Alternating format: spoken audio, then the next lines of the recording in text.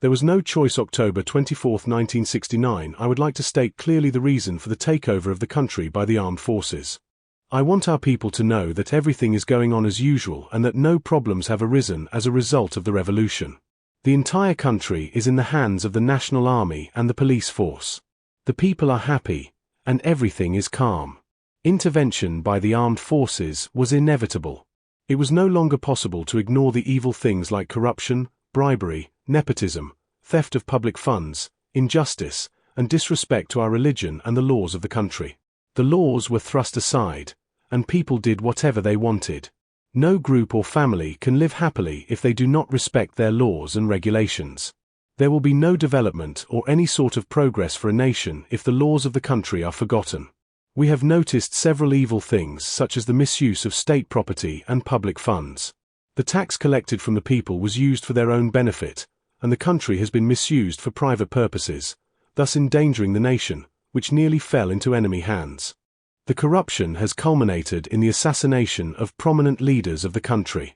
Somalia was on the point of collapse, not economically and politically alone, but disaster threatened historically and nationally as well.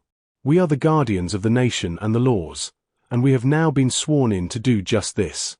How can we therefore remain silent while the laws we were to guard are about to collapse? That is why we intervened in the running of the affairs of our country. If people think we have stepped in to gain more power, they are mistaken. We have stepped in to restore the laws of the country and to return the nation to the place from which it had fallen. It was necessary for us to act urgently.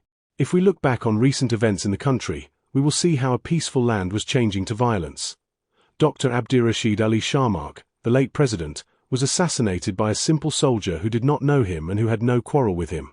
He simply sprayed bullets into the body of Abdirashid in the presence of other leaders, including the president of the Somali parliament. How can we tolerate such things, and many others, which the Somali people are aware of? We hope that with the help of Almighty God, we can wipe out all the evil things in the country and replace them with happiness and prosperity and thus give our people the peace they need. We will not give a chance to wrongdoers and lawbreakers. We want to see that the country's constitution is respected, that its people follow the constitution, and that every citizen respects fellow citizens. We will abolish bribery, nepotism, and tribalism. Tribalism was the only way in which foreigners got their chance of dividing our people. We will wipe out all kinds of imperialism and their stooges in our country. We do not want to see unfaithful people.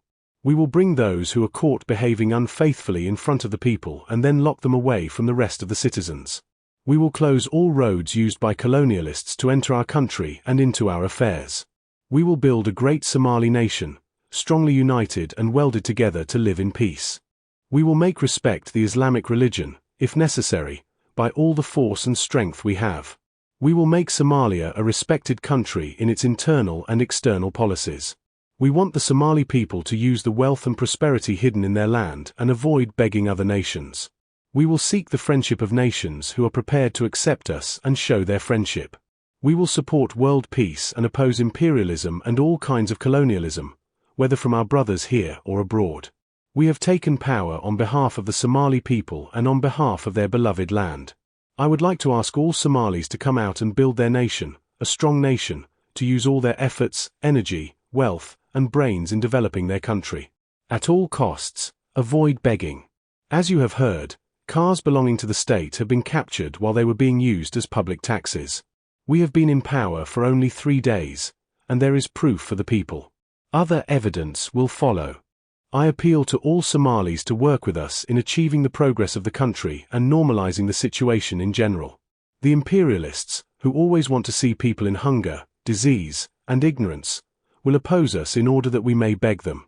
They will spread many types of lies to try to misinterpret our noble aims and objectives. They will try to persuade the world, and even other African states, to believe their lies. Apart from these lies, they will call us many evil names. They are at present collecting arms, money, and many other necessary things for them to work against us. We are very happy and thankful to see the unity of the armed forces and the Somali population. The nation has given us true support for which we are very grateful. Nothing will harm us if we go on supporting each other for the sake of our country and nation. Let us join hands in crushing the enemy of our land. Long live the unity of the Somali people. Long live the revolution of our country.